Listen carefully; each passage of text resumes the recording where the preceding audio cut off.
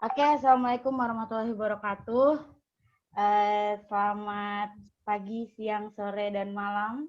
Jadi episode ngobrol bareng Rumah Mentari kali ini kita akan membahas tentang dilema saat memilih jurusan. Jadi kita sudah mendatangkan expert ya di bidangnya, Bu Titin Suprihatin. Beliau sebagai psikolog pendidikan ya Bu ya, dan sekaligus dosen psikologi Unisula. Seperti itu. Nah, buat teman-teman yang belum subscribe,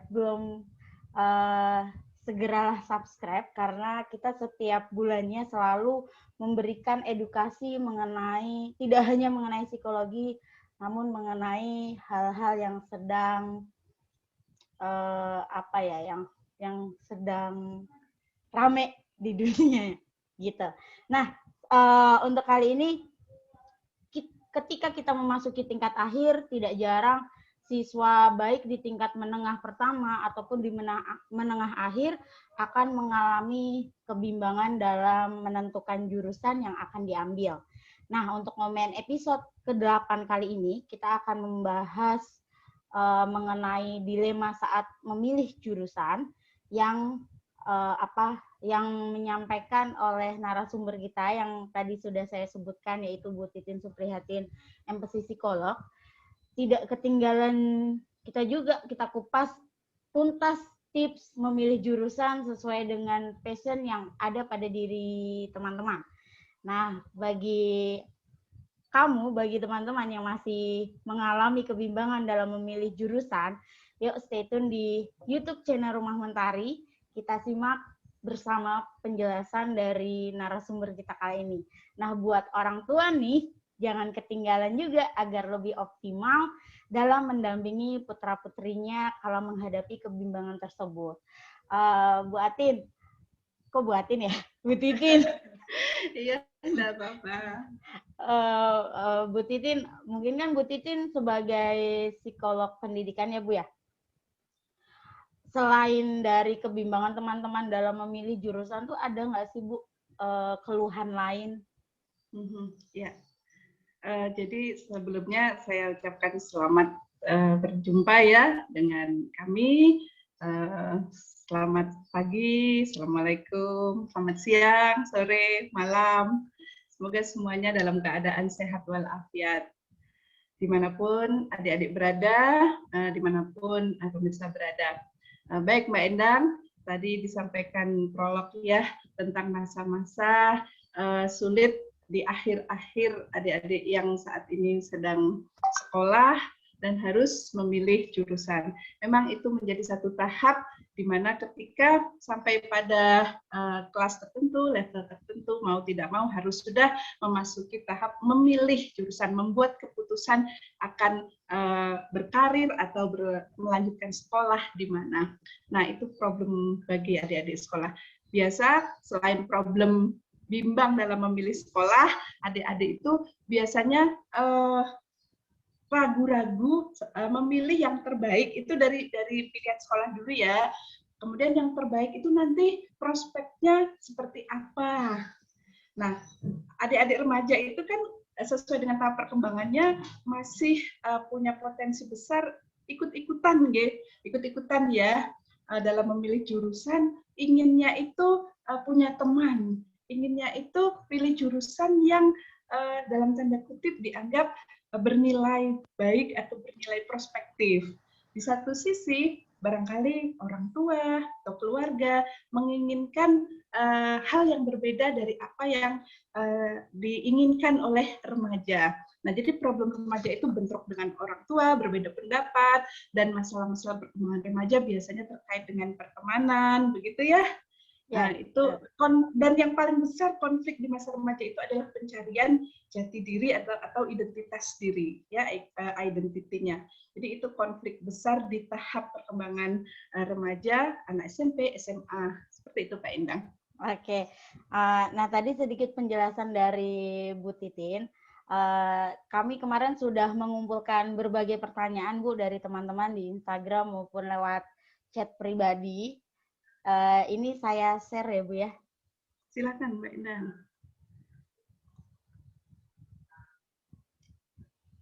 Oke, fokus tentang dilema saat memilih jurusan ya. Ya. Oke, ini pertanyaan pertama Bu. Halo Kak, maaf saya ingin bertanya mengenai dilema memilih jurusan. Jadi begini Kak, saya dan Mama suka debat, saya lebih suka pelajaran IPS, tetapi Mama maksa harus IPA. Padahal nilai matematika saya jelek dan saya juga nggak suka hitungan. Saya harus gimana ya? Nah, ini kayaknya sering terjadi sih. Saya pun merasakan. Pernah merasakan ya, hampir sebagian besar adik-adik yang harus mulai memilih jurusan saat SMA, terjadi perdebatan antara keinginan kita dengan keinginan orang tua. Dan dalam kasus yang pertama ini berbeda karena adiknya pingin ke IPS, tapi mamahnya pingin ke IPA. Jadi begini, intinya semua jurusan itu adalah baik ya, itu harus kita tekankan, dan adanya jurusan-jurusan ini sebenarnya kan memfasilitasi berbagai perbedaan potensi dan minat dari masing-masing peserta didik ya. Nah, kalau ternyata ada perbedaan keinginan antara anak dan orang tua, nah itu bisa dimulai dengan mengkomunikasikan apa yang sebenarnya diinginkan oleh anak dan apa yang diinginkan oleh orang tua. Nah, sebelumnya juga saya ingin mengingatkan, tidak ada orang tua yang ingin anaknya itu mengalami kesulitan ya. Semua orang tua ingin anaknya itu baik, sukses di masa depan, bahagia begitu. Nah, tapi kadang rasa sayang orang tua ke anak ini kadang ada keinginan yang tanpa disadari ternyata itu memaksa anak ya. Dan kasusnya seperti ini, orang tua ingin IPA, anak ingin IPS. Nah, di sini yang bisa kita lakukan adalah menjalin komunikasi dan diskusi antara orang tua dan anak. Apa keinginan anak? Kemudian sampaikan sebagai anak ya, sebagai anak agar orang tua memahami banget gitu, memahami benar apa yang diinginkan anak. Anak juga harus pandai ya, tepat dalam penyampaian ya. Jadi bangun komunikasi dan diskusi dengan orang tua pada waktu yang tepat. Nah, pemilihan timing diskusi ini juga penting agar saat menyampaikan apa yang menjadi keinginan anak itu, orang tua dalam kondisi bahagia, senang, atau baik-baik saja ya, tidak sedang sibuk, stres, crowded. Nah, jadi timing menyampaikan diskusi itu perlu. Kemudian apa yang diskusikan? Yang didiskusikan pertama adalah keinginan anak, harapan anak, dan tujuan anak dari dia memilih jurusan IPS itu apa sebenarnya. Kadang mohon maaf ya, wawasan anak barangkali ada mungkin orang tua yang wawasannya ketinggalan dari anaknya. Tapi ada juga yang memang orang tua mampu mengikuti perkembangan-perkembangan kekinian begitu. Nah, ketika mendapati orang tua yang mungkin perkembangan wawasannya tidak sejajak atau tidak bisa menyesuaikan dengan keinginan anak, disinilah anak-anak harus mengkomunikasikan apa yang sebenarnya diinginkan dan kenapa dia milih jurusan IPS. Ada keunggulan apa di IPS itu, gitu ya. Jadi anak harus menyampaikan tujuannya nanti dia mau jadi apa, dan dengan mau jadi apa itu dia harus memilih jurusan katakanlah IPS gitu. Dan perspektif pekerjaan dari jurusan-jurusan IPS itu apa saja. Itu bisa dijadikan disampaikan ke orang tua. Dengan demikian nanti ada pemahaman baru dari orang tua ya, di mana yang sebelumnya tidak diketahui menjadi diketahui. Nah, untuk menguatkan argumen anak juga harus membawa katakanlah bukti-bukti ya, bukti-bukti atau contoh-contoh kesuksesan orang-orang dengan latar belakang IPS. Ya, jadi image katakanlah ya, image IPS itu second grade dari yang IPA itu harus dihilangkan. Harus anak punya kemampuan argumen, bukti-bukti bahwa jurusan IPS itu punya prospek ke depan yang juga sama halnya dengan jurusan IPA. Nah, sehingga ketika nanti anak Dan ini juga harus dibuktikan anak. Jadi anak itu tidak asal, yang penting IPS, pokoknya IPS, tidak. Anak harus punya argumen, bukti, model, role model ya, orang atau siapa yang bisa dijadikan contoh untuk orang tua terbuka pemahaman ataupun wawasannya. Begitu, Mbak Nah, Endang. kayak gitu. Jadi mau IPA mau IPS tuh nggak ada salahnya ya Bu ya? Ya, dan begini juga Mbak Endang, bisa juga kadang sekolah itu kan biasanya ya sekolah yang memang sudah menjalin komunikasi yang baik dengan orang tua, biasanya kalau mau penjurusan itu mengundang orang tua untuk mengkomunikasikan apa sih sebenarnya jurusan IPS, jurusan IPA, dan power sekolah atau apa ya, informasi yang diberikan oleh sekolah ini juga sebenarnya bisa membuka pemahaman baru dari orang tua. Jadi adik yang mungkin tadi bentrok dilema dengan orang tuanya, bisa juga nanti meminta bantuan pihak sekolah, gitu, entah guru BK-nya atau orang yang punya superioritas terhadap masalah ini, begitu ya, kemampuan terhadap masalah ini, menyampaikan tentang peluang-peluang di jurusan IPS. Begitu Mbak Endang. Oke, Bu, kalau misalnya si anak ini tetap memilih jurusan IPA sesuai dengan orang tuanya, sesuai apa yang diinginkan orang tuanya, itu apakah ada dampaknya, Bu? Oke, ya, bagus sekali Mbak Endang. Jadi ini kemungkinan ya, jadi kalau anak tidak bisa meyakinkan orang tua atau takut, katakanlah sekarang kualat, ya mungkin takut ya, daripada berargumen, daripada dimarah mama, daripada nanti bagaimana akhirnya udah dah ikut mama. Nah, ketika dengan terpaksa harus mengikuti apa yang jadi pilihan mama, tentu saja ada konsekuensi. Kalau ke depan ternyata menjalaninya menjadi tidak termotivasi, tidak semangat, tentu akhirnya hasil dari proses yang dijalani tidak maksimal. Begitu. Akan tetapi ada kemungkinan bisa jadi kita, siswa atau anak yang bersangkutan, pemahaman antara sebenarnya jurusan IPA IPS juga belum begitu kuat, sehingga pilihan IPS itu sebenarnya hanya ikut-ikutan atau hanya pilihan asal juga, dan ternyata setelah masuk ke IPA mendapatkan hal-hal yang baru yang ternyata selama ini tidak diketahuinya, dan hal itu ternyata sesuatu yang menyenangkan baginya, bisa jadi nanti akan sukses juga dalam prosesnya. Ya, tetapi biasanya Mbak, biasanya kalau sudah yakin dengan pilihan jurusannya, ya kemudian ternyata terpaksa pindah atau masuk mengikuti keinginan orang tua yang bukan jadi passionnya, itu biasanya berdampak dalam proses, ya misalnya tidak menjalani dengan semangat, menjalani dengan sepenuh hati, atau kesulitan lain yang ternyata seperti ini tadi, saya itu nggak bisa matematika, ternyata harus dipaksa masuk IPA, dan matematika di IPA itu kan memang punya porsi besar ya, tentu hasilnya menjadi tidak maksimal begitu. Kasus real, Bu, kayak saya masuk jurusan psikologi juga dipaksa. Dipaksa, dan ternyata bagaimana Mbak? Ketika itu sudah tahu psikologi atau belum? Dan ketika sudah dijalani ada hal baru yang ternyata menantang dan menyenangkan, membuat bisa menjalani dengan baik, begitu Mbak Endang? Iya, salah satunya begitu sih Bu, karena awalnya tergila-gila dengan ilmu politik, terus diizinkan jadinya masuk ke psikologi, dan alhamdulillah waktu kuliah psikologi bertemu dengan dosen-dosen yang super duper keren. Wow, subhanallah. Diberi arahan dengan dosen wali saya saat itu, terus akhirnya oh iya benar. Memang ini jalanku, dan ternyata tanpa disadari aku enjoy di sini. Artinya kan ketika belum mengenal kita menjadi menolak di awal ya, tapi setelah mengenal dan ternyata potensi kita juga cukup kuat untuk menjalani, ya betul, akhirnya menjadi baik. Dan sekarang Mbak Endang adalah calon psikolog. Amin. Sudah ya? Belum Bu, belum secara. Bismillah, mudah-mudahan dalam waktu dekat. Amin. Oke, jadi seperti itu teman-teman. Jadi tidak ada jurusan yang salah.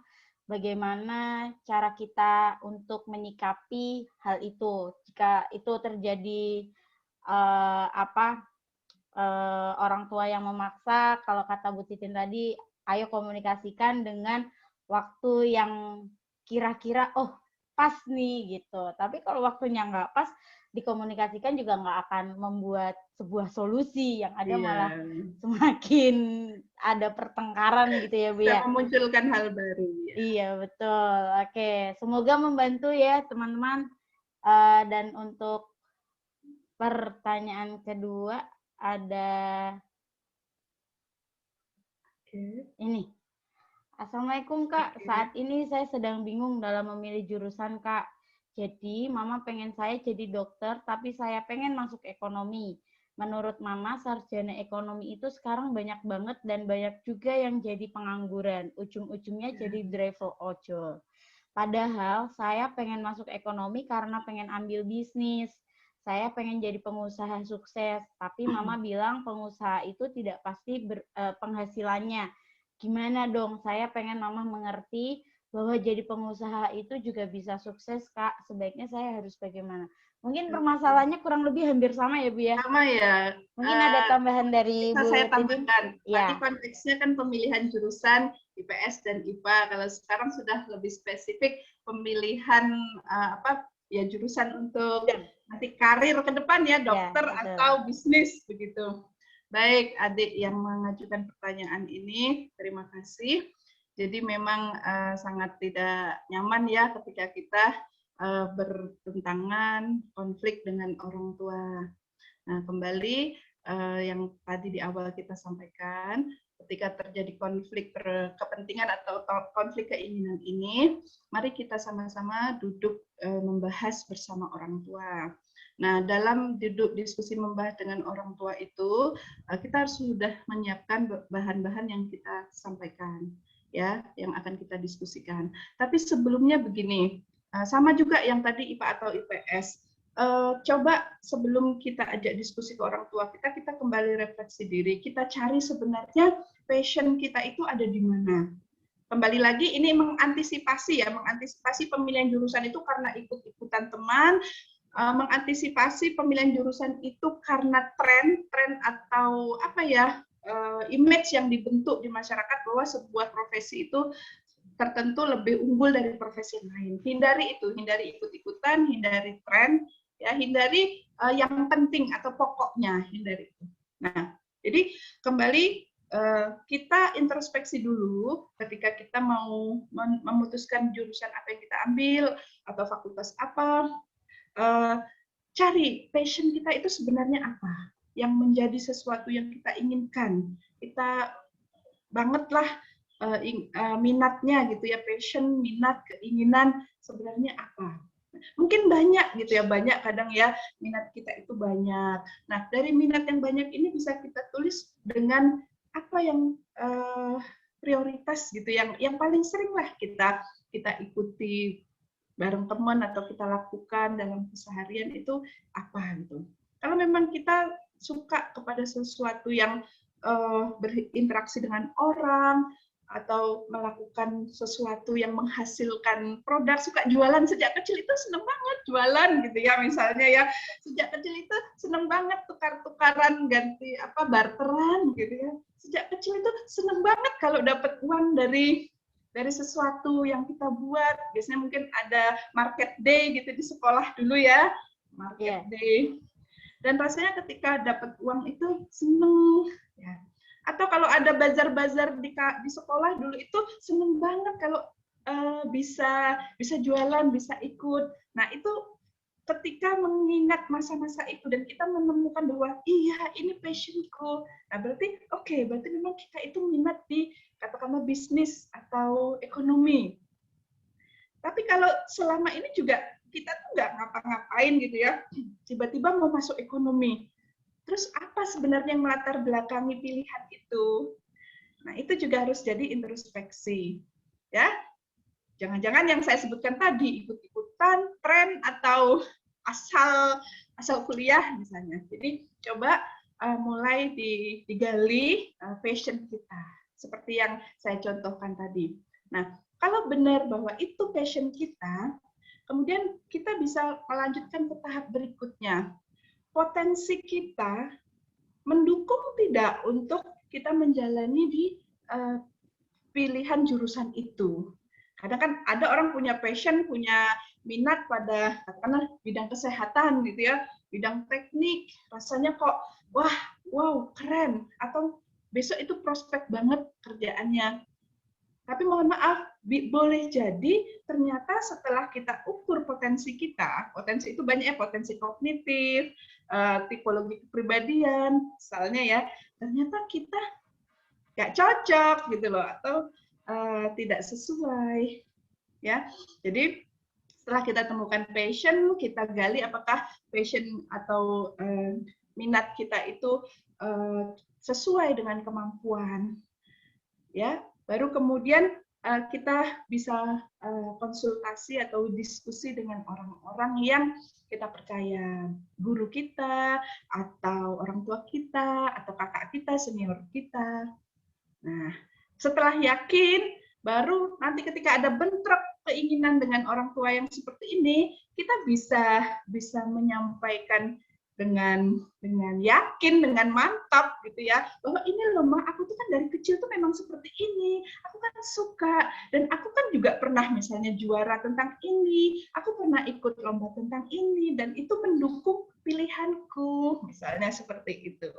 Jadi tadi kita kemukakan bukti-bukti, data-data tentang pilihan kita ini memang sesuai dengan kita, ketimbang mohon maaf mungkin pilihan orang tua yang orang tua juga mungkin hanya karena tren, karena cita-cita gagal orang tua di masa lalu, ya bisa jadi kan memaksa anaknya mengejar cita-cita atau memenuhi cita-citanya orang tua, bisa jadi. Nah, nanti kalau sudah dikomunikasikan, kamu akan tahu, orang tua akan terbuka, dan kamu punya data kuat, bukti kuat. Jangan lupa juga prospek pekerjaan, kamu harus punya data prospek pekerjaan. Kamu tadi sudah menyampaikan ya bahwa ekonomi itu sekarang peluangnya besar, apalagi yang ekonomi dengan sistem digital ya, pemasaran digital, online, dan lain sebagainya. It's okay. Jadi intinya yang saya sampaikan tadi, kenali potensi, kemudian kenali passion, kemudian sesuaikan passion kita dengan potensi, kemudian diskusikan, komunikasikan, disertai dengan data-data atau bukti-bukti pilihan kita itu memang baik, bagus, ya. Begitu, Mbak. Oh ya, terakhir satu, Mbak. Biaya, saya lupa. Kadang-kadang kita itu punya keinginan biaya, punya keinginan pilih jurusan, katakanlah mungkin ekonomi. Kembali kita harus introspeksi terkait kemampuan pada pembiayaan. Ya, jurusan-jurusan tertentu kita tahu memang membutuhkan atau memang biayanya cukup besar, dan itu bisa enggak kita jalani. Ada kantong ya, Bu? Ya, betul, Mbak. Oke. Jadi seperti itu penjelasan dari Bu Titin. Oh ya Bu, tadi kan Bu Titin bilang jangan sampai kita mengikuti teman-teman.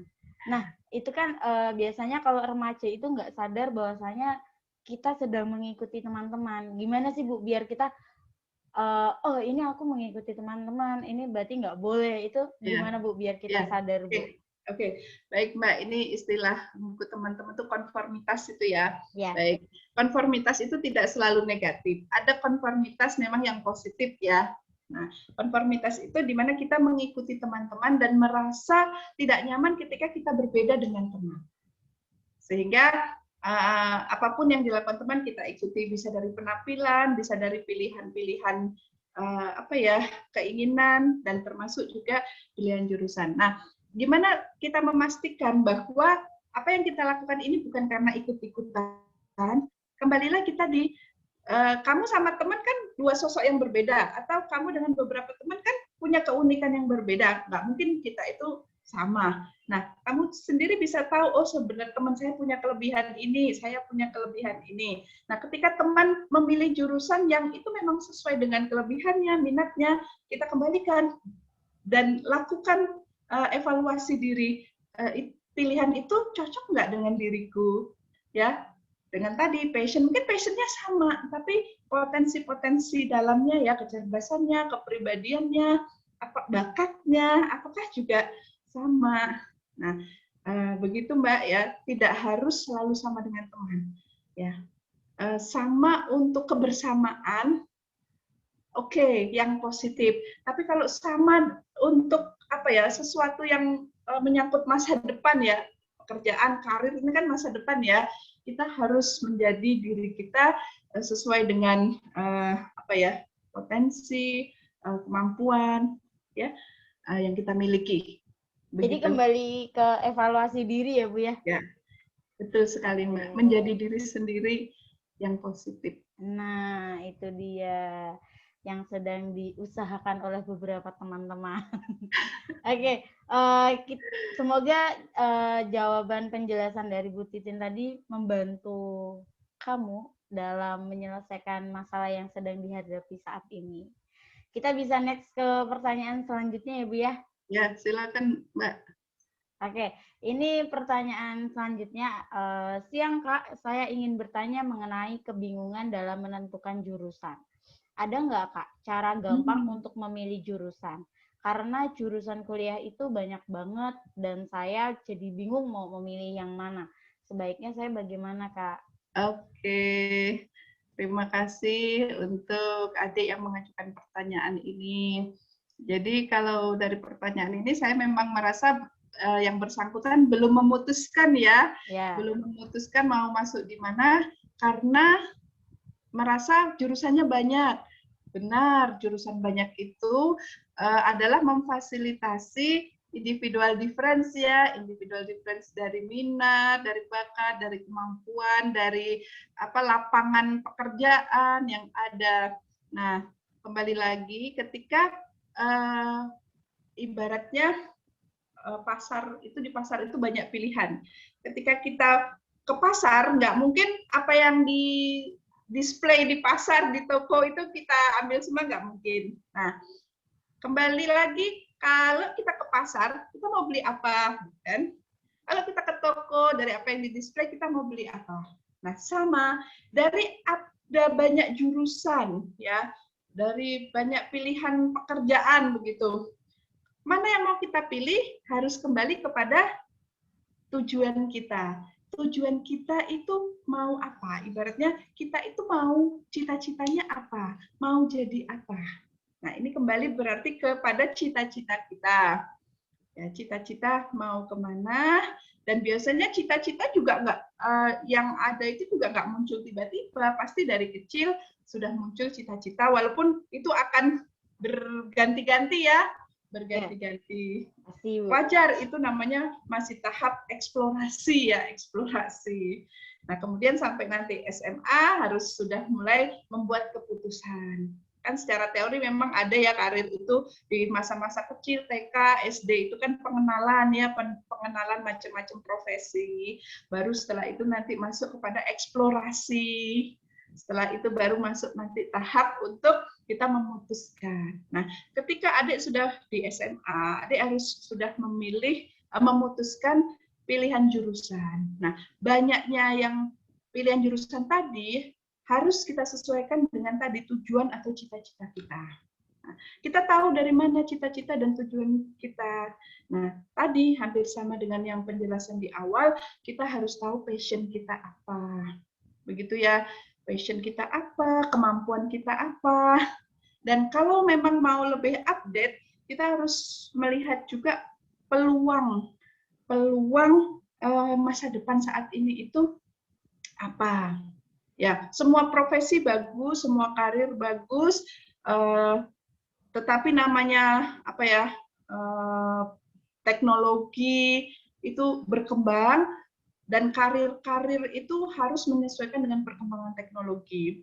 Kalau adik baca sekarang itu apa yang paling ngetren misalnya ya, jelas yang digital, IT, kemudian data analisis dan lain sebagainya.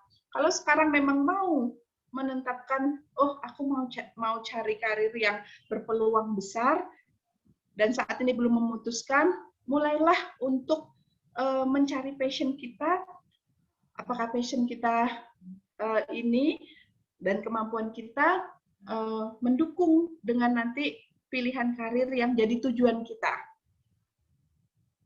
Coba sekarang, ya ini karena kita nggak interaktif ya, jadi hanya bisa berandai-andai ya. Berandai-andai, ya betul. Pertanyaannya sebaiknya saya bagaimana?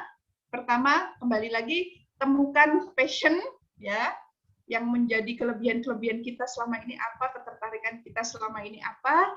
Kemudian kita tetapkan apa keputusan kita itu mau di mana, sesuai nggak dengan potensi kita, ya, sesuai dengan potensi. Kemudian diskusikan dengan orang tua, dengan senior, dengan guru, hingga akhirnya kamu temukan apa yang semuanya kesesuaian itu tadi.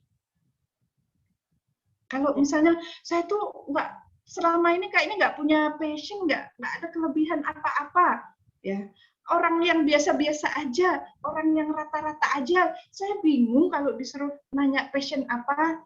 Mesti ada ya Mbak Endang kayak gitu. Ya, pasti Bu. Nah, pasti. Saya pun kadang begitu Bu. Nah, kalau kamu sendiri sulit menilai diri kamu bisa minta pendapat orang yang ada di sekitarmu, temanmu. Kamu tanya aja sama teman dekatmu, menurutmu dari keseharian kita berteman, aku itu kelebihannya di mana? Kita bisa lewat orang yang demikian. Ya, kalau tidak ingin terlalu subjektif ya, misalnya ke mama, aku ini selama ini itu punya kelebihan di mana menurut mama? Kalau mamanya, loh kamu tuh yang tahu dirimu. Ya, kalau sudah kembali gitu ya, kamu benar-benar harus mencari lewat apa yang sudah kamu lakukan selama ini. Ya, begitu, Mbak Endang. Jadi seperti itu, informasi atau diskusi dengan orang-orang di sekitar itu salah satunya penting juga ya Bu untuk menentukan jurusan mana sih yang kita pilih, sama sesuai dengan potensi tadi. Kalau misalnya kita asal pilih, kalau kata orang udah masuk jurusan A tapi kita nggak mampu di situ, ya jangan gitu ya Bu ya. Kita harus memilih, memang perlu kehati-hatian dalam memilih jurusan ya Bu ya. Ya, karena memang menyangkut masa depan ya Mbak ya. Kita tidak ingin nanti memasuki sesuatu yang bukan keinginan, bukan passion, akhirnya berdampak ya hal yang tidak diinginkan. Akhirnya buang-buang waktu. Iya, buang waktu, buang biaya, tenaga, ya banyak yang dikorbankan gitu. Betul sekali. Semoga bisa membantu kamu dalam memilih jurusan ke depannya. Dan semoga tidak salah dalam memilih jurusan.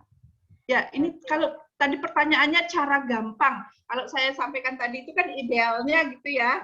Idealnya. Kalau cara gampang gitu ya, kamu bisa dengan datang ke psikolog atau profesi guru BK, mungkin guru BK ada instrumen untuk melihat minat siswanya begitu ya.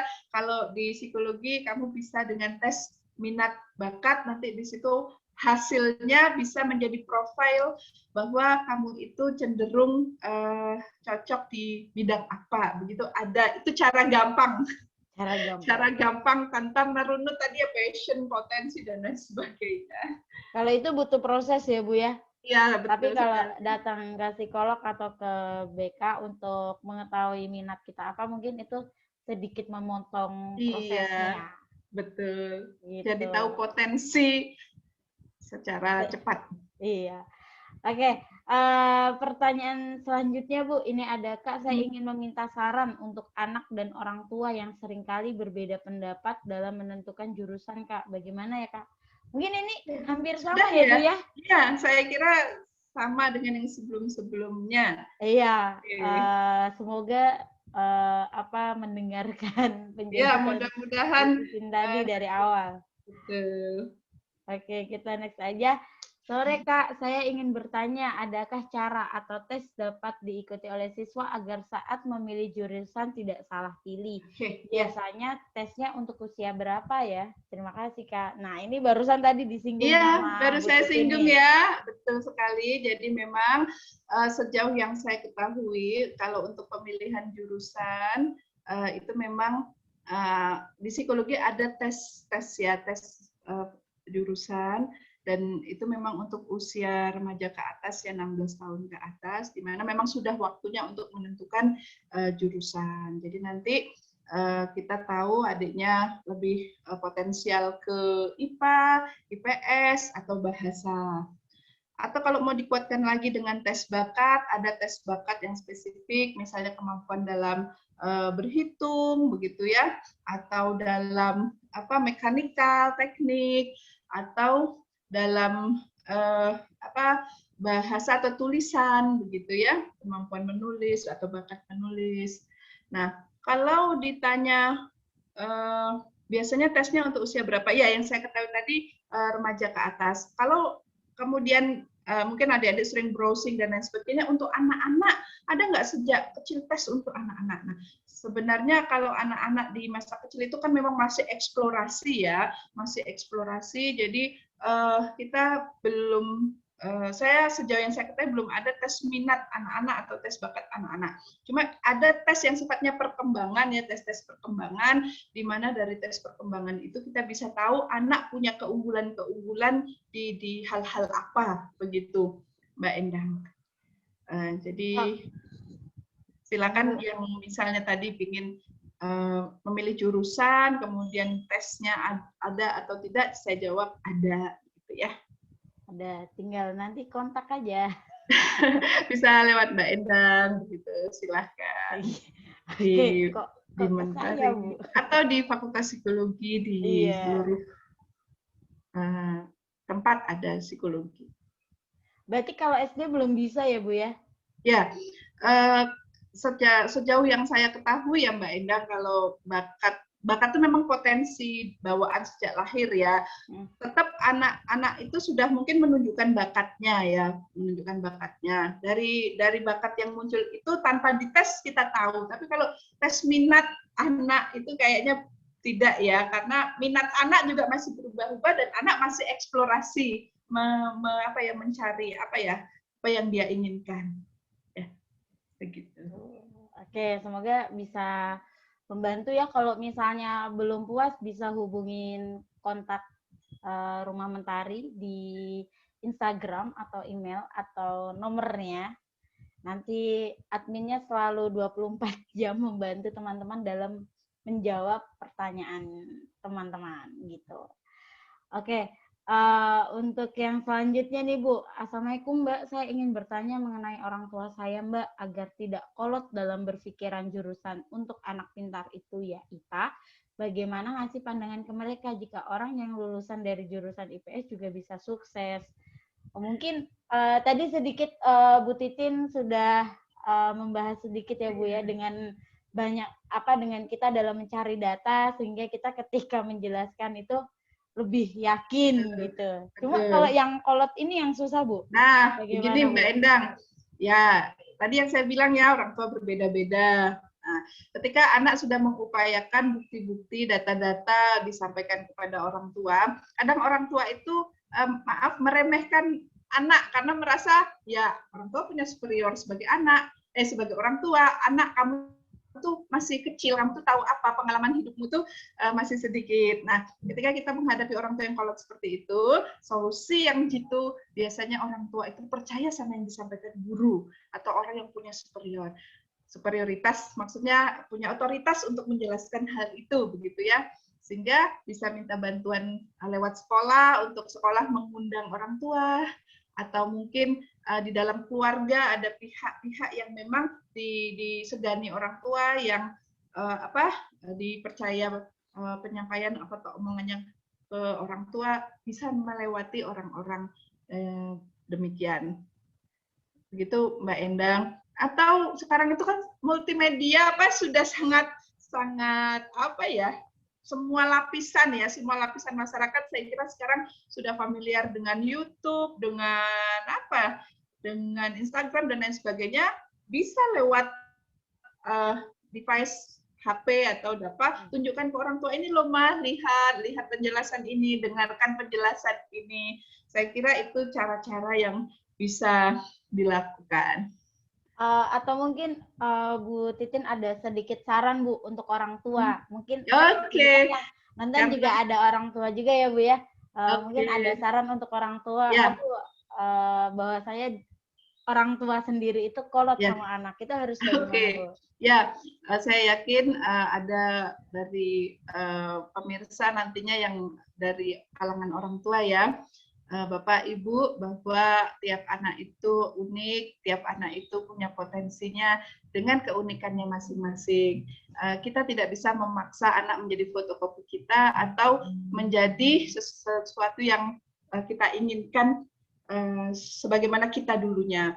Anak mengikuti zamannya, anak punya keunikan yang mencakup tadi minat, bakat, kemampuan, di mana orang tua harus memfasilitasi hal ini. Jadi jangan memaksa anak yang sekiranya itu tidak sesuai dengan kemampuan anak, potensi anak dan minat anak, karena dampaknya bisa negatif atau bisa berdampak yang tidak menyenangkan di kemudian hari. Sudah banyak ya contoh-contoh di mana anak yang terpaksa mengikuti apa yang diinginkan orang tua dan itu tidak sesuai dengan passion, bakat, minat, kemampuan, menjadikan anak menjalani tidak dengan sepenuh hati, kurang sukses, dan atau parahnya sampai gagal. Tapi tidak tertutup kemungkinan seperti Mbak Endang tadi ya, bahwa keterpaksaan memasuki jurusan atau pekerjaan sesuai keinginan orang tua juga bisa berhasil bila mana memang anak punya potensi yang sebenarnya tidak dia ketahui dan pemahaman anak kurang yang menjadikan anak terjadi perbedaan pendapat, tapi dengan penjelasan orang tua anak bisa menerima. Nah, itu adalah terjadinya komunikasi yang sinkron. Nah, sejauh ini yang menjadi masalah adalah ketika komunikasi itu menjadi tidak sinkron, di mana orang tua benar-benar hanya memaksa anak tanpa mau mendengar. Ketika ada komunikasi yang saling mendengar, kemudian menerima, memberi, akan tercapai kesepakatan dan kesepemahaman demi kepentingan anak. Begitu. Nah, jadi sinkronkan dulu komunikasi kita antara anak dan orang tua, karena mungkin komunikasi itu tahap pertama dari sebuah permasalahan ya Bu ya. Iya. Apapun masalahnya, komunikasi itu tetap yang pertama. Seperti itu. Semoga bisa membantu ya buat teman-teman dan orang tua yang sedang menonton merasa bahwa dirinya kolot. Nah, itu tadi penjelasan dari Bu Titin. Tidak semua anak itu memiliki potensi yang sama, keunikan yang sama. Mereka mempunyai keunikan yang berbeda-beda. Seperti itu. Nah, untuk selanjutnya nih Bu, Kak, aku ingin bertanya. Jadi gini Kak, aku pengen ngelanjutin sekolah kejuruan atau ke SMK, tapi dilarang sama orang tua. Padahal cita-citaku jadi chef, dan kalau sekolah SMK kan ada jurusan tata boga. Pengen jadi master chef Kak aku tuh. Gimana ya Kak enaknya? Oh mungkin sama kayak dulu aku Bu. Dulu aku bercita-cita ingin menjadi politikus ya. Sekarang jadi psikologis. Oke, ya Mbak Endang. Gitu, gimana tuh Bu? Ya, ini walaupun konteks berbeda, ini sudah menyebut ya ingin jadi chef gitu ya. Dan ini saya kira profesi yang sekarang itu juga sedang booming ya. Booming dalam arti memang banyak digeluti, kemudian banyak lahan pekerjaan gitu ya, dengan banyaknya bidang-bidang usaha yang chef bisa jadi profesi yang benar-benar menjanjikan. Nah, sekarang bagaimana sih meyakinkan orang tua tentang profesi pilihan saya sebagai chef? Nah, kembali lagi tadi ya, diulang lagi bahwa komunikasi, penyampaian dari apa yang menjadi tujuan kita, bukti-bukti konkret yang kita sampaikan kepada orang tua, begitu. Didukung juga dengan saat ini tuh secara apa ya? Secara motivasi kita sudah menunjukkan ke orang tua, ini loh Mak, Mama kan tahu. Jadi mulailah mengikuti kumpulan, kursus atau komunitas yang memang mendukung bahwa kamu minat di SEF, dan orang tua jadi tahu, oh memang anakku ternyata terampil di situ, anakku memang ternyata berprestasi di situ, anakku memang bagus di situ, ya. Masih, saya yakin orang tua masih merasa bahwa chef itu pekerjaan yang ya itu tadi, bukan sesuatu yang menjanjikan di masa depan ya, dari sisi finansial, mungkin dari sisi apa ya, dari sisi apa ya, profesi gitu ya, profesi chef itu masih jauh dibanding profesi-profesi yang lain. Mungkin juga dari orang tua ada yang berpikiran bahwa anakmu jadi apa, chef itu kan, kayak mungkin dari masa kan kesannya iya, dari sosial juga ya Bu ya itu, ya. omongan-omongan sosial yang padahal Mbak Endang, saya iya. tambahkan ya, sistem pendidikan sekarang menteri kita itu sangat menekankan profesi-profesi yang siap kerja. Sekarang itu kenapa SMK atau pendidikan vokasi itu benar-benar jadi apa ya, jadi prioritas, karena memang harapannya peserta didik atau anak-anak atau apa yang memang nanti sekolah itu langsung siap kerja, ya. Atau saya contohkan begini saja, jurusan-jurusan yang sekarang ada itu kan banyak. Sekarang itu dengan sistem nanti Merdeka Belajar itu bisa belajar antar prodi, ya, bisa antar prodi dalam perguruan tinggi atau luar perguruan tinggi sama prodi. Itu membuka peluang untuk saling terjadi pertukaran informasi, pengalaman, pengetahuan. Jadi kita nggak usah kemudian menjadi apa, aku di jurusan ini kemudian menjadi buntu hanya ini saja, nggak ada harapan, tidak. Nanti pendidikan itu terbuka. Itu yang khusus sarjana ya Mbak. Tapi kalau untuk chef ini kan saya kira ini kan memang pendidikan vokasi ya, SMK yang nanti lulus siap kerja.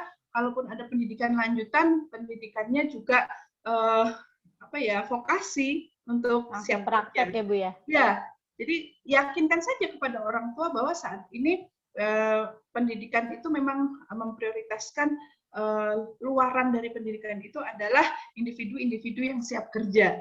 Begitu. Biar kita yakin dengan penjelasan itu sama orang tua, kembali lagi kita kumpulkan data-data, informasi yang dibutuhkan ketika menjelaskan itu kepada orang tua. Yang jelas apapun pekerjaannya, apapun jurusannya itu nggak ada yang salah, gitu ya Bu ya. Oke, ini pertanyaan terakhir Bu. Selamat pagi Kak. Sebelumnya perkenalkan saya mahasiswa semester 4. Saya terakhir ini di mana sudah semester 4 dan menyadari salah jurusan, bisa dengan mengevaluasi kenapa sampai memunculkan rasa salah jurusan. Apakah pertama memang belum memahami ketika masuk di awal itu karena ikut-ikutan, apa karena terpaksa, dipaksa. Nah, kalau memang ketika masuk memilih jurusan tersebut sesuai dengan katakanlah passion atau minat, tiba-tiba setelah masuk merasa salah jurusan, berarti ada yang miss, mungkin di awal salah informasi, begitu ya. Akan tetapi kalau di awal sudah punya passion, tiba-tiba di tengah jalan passion itu menurun karena ada passion lain yang mungkin dalam tanda kutip kayak menyaingi atau mempengaruhi, bisa jadi penggoda ya, Bu. Sehingga merasa ketika masuk di sini itu jadi kok aku jadi di sini ya, kayaknya enak di sana, kayaknya aku jadi salah jurusan. Nah, ini ada loh kasus yang memang mahasiswa saya sendiri seperti itu. Di awalnya itu masuknya itu dengan penuh semangat, dengan kesadaran sendiri, dan ketika saya tanya juga ya orang tua, keluarga support dan memang dia juga ingin, tetapi ketika menjalani proses dan dia berinteraksi, berkembang ya, interaksi lingkungan dan lain sebagainya, menjadikan dia banyak dapat info-info yang menjadikan info-info tersebut kemudian dia dalami dan dia tiba-tiba tertarik pada hal lain dan itu menjadi passion baru. Kok saya jadi merasa di sini itu jadi salah ya. Nah, baik. Kalau memang kejadiannya demikian, coba dikembalikan kepada diri sendiri, ya, tanya kepada diri sendiri, yang sudah dijalani ini akan bermanfaat nggak di kemudian hari?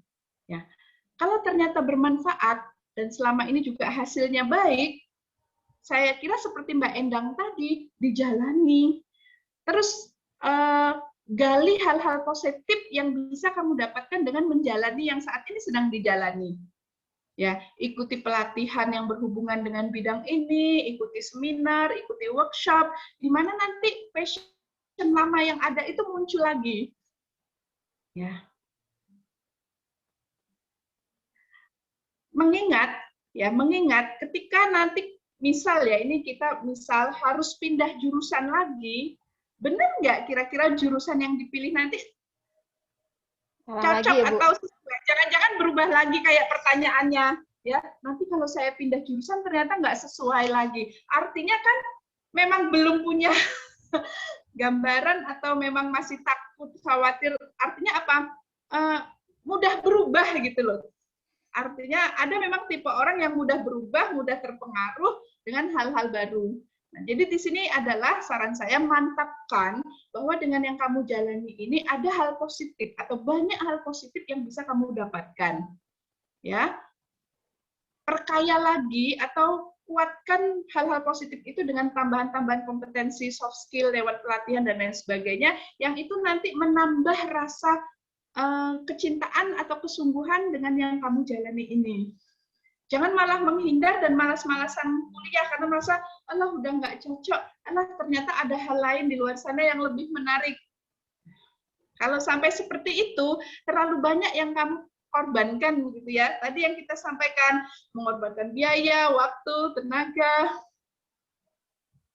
Dan orang tua. Sekarang, ya seperti yang saya sampaikan ya Mbak Endang, sekarang itu sistem pembelajaran sudah ada Merdeka Belajar, Merdeka Kegiatan. Nanti passion lain atau hal-hal lain yang diinginkan itu tetap bisa diambil atau dikolaborasi, ikut Merdeka Belajar. Student exchange ya, Bu? Betul, pertukaran pelajar bisa, magang bisa, kemudian asistensi mengajar di pendidikan, proyek kemanusiaan, ya, ada lagi nanti proyek mandiri, proyek kewirausahaan, itu nanti bisa dikonversi atau bisa jadi pilihan untuk kegiatan Merdeka Belajar yang bisa dikonversi di mata kuliah yang diambil. Jadi saya kira pilihan untuk pindah lagi jurusan itu adalah pilihan beresiko, ya. Pastinya kamu juga tahu apakah nanti pasti cocok atau tidak, ya. Jadi jalani yang ada sekarang, terus bekali dengan kompetensi-kompetensi tambahan, skill-skill tambahan yang membuat nanti kita memiliki rasa kecintaan atau rasa benar-benar manfaat dari yang kita pilih ini.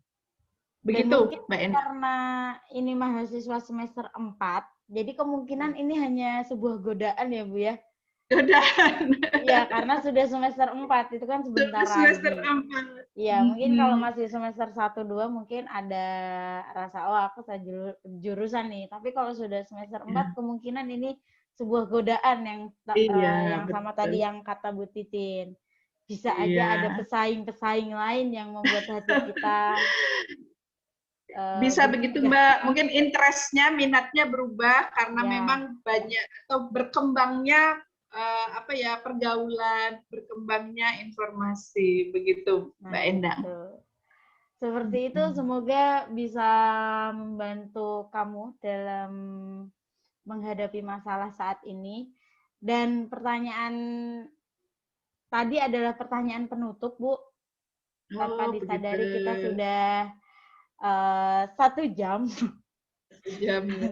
1 jam. Mungkin Bu Titin ada sedikit pesan Closing atau statement saran, Bu? ya. Iya, closing statement Baik. untuk Ya, teman-teman yang sedang memilih jurusan atau yang sedang bimbang dalam memilih jurusan dan untuk oke. orang tua, Bu. Baik. Oke, silakan, Adik-adik Bu. yang saat ini Adik-adik yang saat ini sedang dalam tahap pemilihan jurusan, yakinlah bahwa semua jurusan itu baik ya, dan kalian semua punya potensi dari bidang-bidang yang nanti akan Anda pilih. Lakukan komunikasi dengan orang tua, dengan guru terkait dari jurusan atau minat yang ingin dimasuki. Komunikasi itu penting ya untuk tercapai kesepemahaman, kesepakatan, dan kebaikan di masa yang akan datang. Kemudian untuk orang tua, bahwa tiap anak itu unik, tiap anak itu berbeda dengan potensinya masing-masing. Mari sama-sama kita bantu mereka, anak-anak kita, remaja-remaja kita untuk melakukan yang terbaik yang mereka inginkan sesuai dengan kemampuan. Begitu dari saya, Mbak Endang. Oke, terima kasih Bu Titin untuk penjelasannya kali ini. Ternyata sangat tertarik sekali nih kita membahas tentang eksplorasi karir seperti tesis saya. Iya. Menjadi testimoni. Iya, testimoni. Oke, jurusan atau program studi merupakan aspek krusial untuk yang dapat mempengaruhi kehidupan dan karir di masa depan. Nah, buat kamu nih, ketika kamu sedang tidak semangat belajar atau sedang mengalami sebuah permasalahan, ingatlah bahwa kamu memiliki tujuan dan mimpi besar yang harus digapai. Ada banyak sekali orang yang menyayangimu, sedang menanti kesuksesan kamu, maka jangan pernah kamu sia-siakan waktu yang ada, yakinlah kepada dirimu sendiri bahwa kamu bisa melakukan apa yang harus kamu lakukan, termasuk mewujudkan mimpi-mimpimu. Dan jika kamu sedang mengalami dilema saat memilih jurusan, seperti yang dijelaskan oleh Bu Titin, perbanyaklah tentang informasi yang ada di sekitar, sharinglah kepada orang-orang yang yang menurut kamu itu adalah orang expert. Jadi kita terbukalah wawasan, dan ketika kamu sedang mengalami masalah dengan orang tua, ajaklah bicara dengan waktu yang sudah ditentukan, waktu-waktu yang mana oh cocok nih waktunya. Jadi komunikasi tetap berjalan dengan lancar. Seperti itu ya Bu Titin ya. Terima kasih Bu Titin untuk Sama-sama, waktunya. Buat teman-teman. Sukses buat Mbak Endang, sukses ya, untuk Rumah Mentari. Amin Bu. Buat teman-teman yang belum subscribe, saya ingatkan lagi subscribe lah, karena subscribe itu gratis. Yang membayar adalah kuotanya. Jangan lupa like dan share ke teman-teman semuanya, karena kita selalu memberikan edukasi-edukasi baru. Seperti itu ya Bu ya. Terima kasih Ibu. Wassalamualaikum warahmatullahi wabarakatuh. Waalaikumsalam warahmatullahi wabarakatuh.